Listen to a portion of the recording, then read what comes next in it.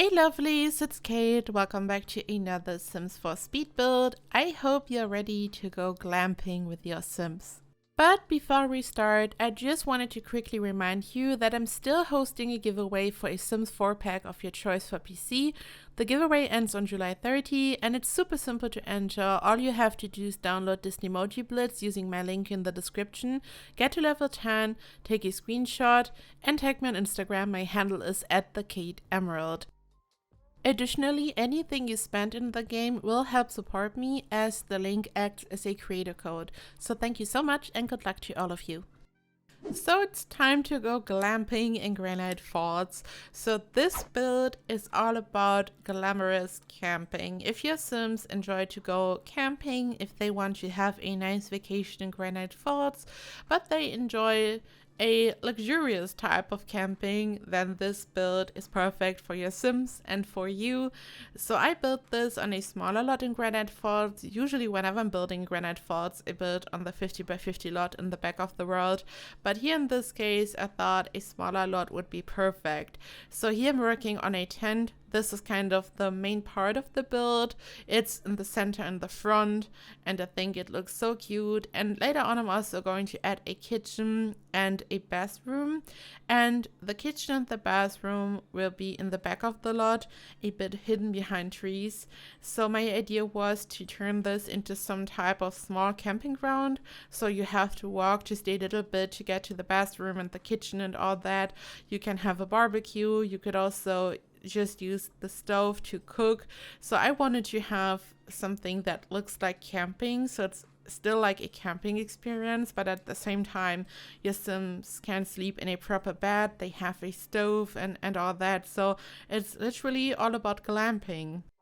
I was just browsing pictures on Pinterest, and initially I wanted to build something completely different. And I was kind of stuck in this limbo that you are in right before a new pack comes out, because I'm super excited for cottage living and all I want to build are cottages, to be honest. I have so many ideas and I was always thinking about cottages, like all the time. I was looking for inspo on Pinterest and I just wanted to build a cottage so badly, but the pack still isn't out, so I wanted to build something completely different. And I then ended up working on a glamping build. This was just so much fun, like assembling a build without even using any walls. It was just so different. So this is like outdoors. This isn't a fully closed room. As you can see, I'm not even using any walls here. I assembled this by using a base game debug wood plank and lots of curtains. I rotated these objects using the tool mod by Twisted Maxi. As always, the disclaimer: you don't need the mod to download this build from the gallery. It's still CC free and unmodded, and everything will still be rotated and in place, so you don't need the mod. This is just amazing. The mod in general is amazing, but the fact that you can use it and you can upload to the gallery and people can place these builds without using the mod just makes it so much better. But I always recommend the mod if you just want to rotate some stuff yourself. Full recommendation. I even made a tutorial about this recently. It's on my channel if you're interested. And yeah, just rotated so many objects. I used this lamp from the toddler stuff pack. I just wanted to have this look that is like a nice mix of like camping and a bit rustic and being on the outside, but it's also super glamorous and doesn't look like camping at all. I mean, just like the perfect glamping look, I guess. And I at first built a room at the bottom. I then built a floppies on top. I got rid of the room at the bottom, and this way I had a floating floppies, and I wanted to do this so I was able to just have a little lake below. For this I'm going to use a pool, because here at this point, while I was building this, the pond tool wasn't available yet. So this is probably the last time that I'm using a pool for something like this. So this is kind of huge, because I've always loved to create lakes and ponds using the pool tool, and this is kind of the end of an era, I guess. I'm really excited for the pond tool, and I want to combine all these things, like the new pond tool, the new objects from cottage living, into one gigantic 64 by 64 build, because in the new world there will be a 64 by 64 lot. So if you're waiting for a really huge cottage living build, I will do that. I'm so ready for this. I'm also planning to cover the pond tool in a video, so that's kind of what I've planned, and I'm just really excited to just build with a new pack. Let's be real, it's always just so exciting to have a new pack and to build. I just feel very inspired. But this year also inspired me because it's just so different.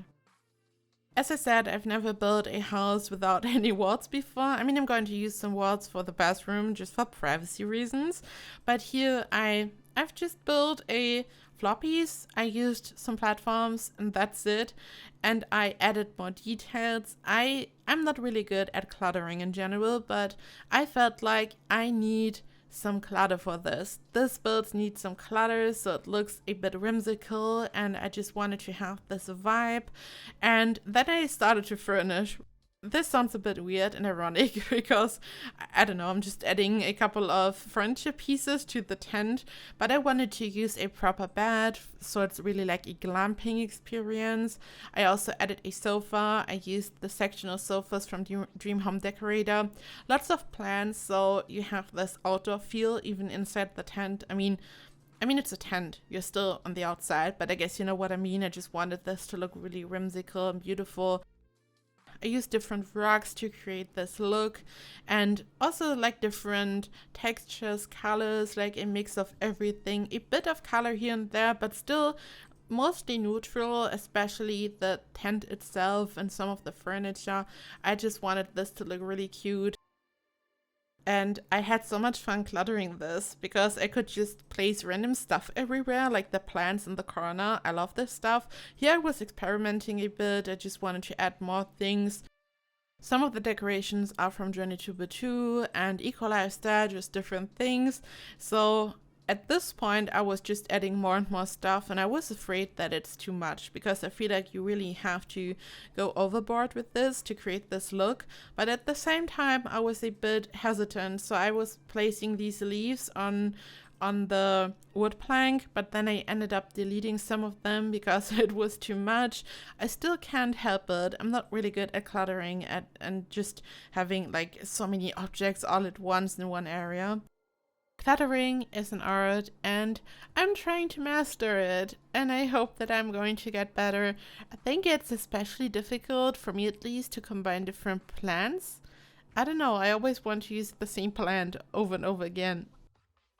So then I finally filled in the hole at the bottom using the pool tool. As I said, the end of an era. This felt really weird. I applied a different watercolor. I decided to use this dark green one, as you will see.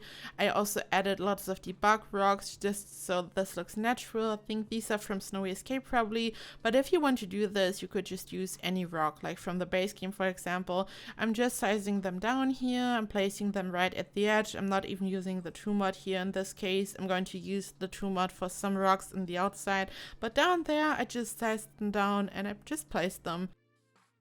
You can kind of place them inside or right on the pool wall, if that makes sense, and they just kind of hide the pool wall. I mean, but we are over this. We are just ready for the pond tool.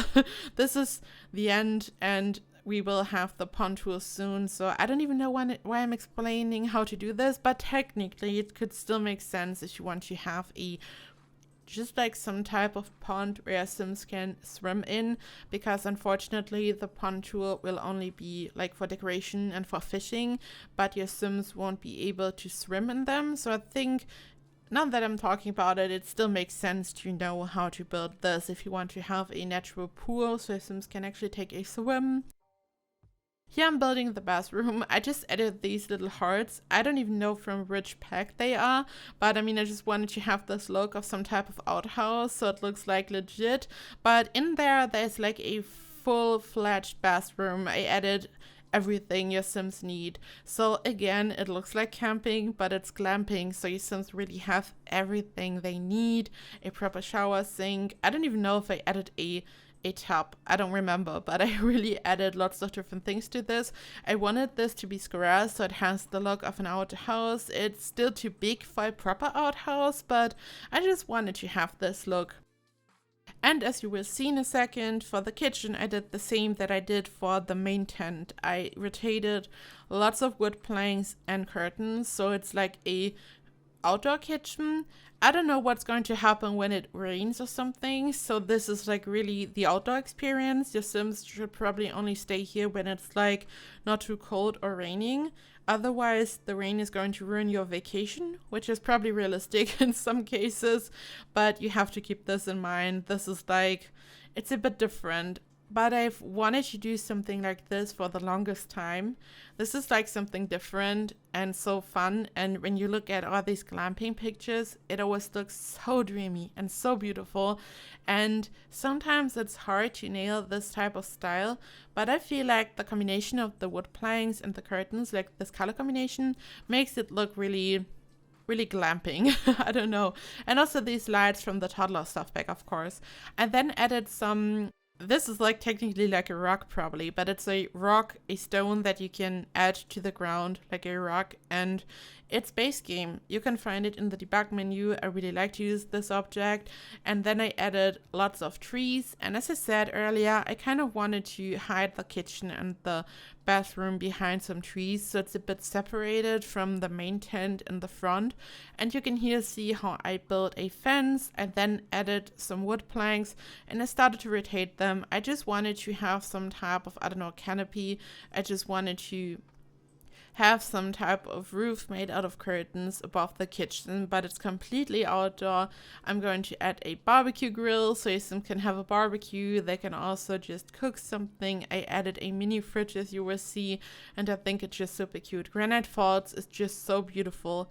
So beautiful. It always reminds me of Canada or something. It just looks so scenic and so beautiful. And I used the same curtain again. Still don't know to which pack it belongs. I think this party stuff pack where we got like different things like this fountain, a chocolate fountain or something. Luxury party stuff, I think it's called. I totally forgot.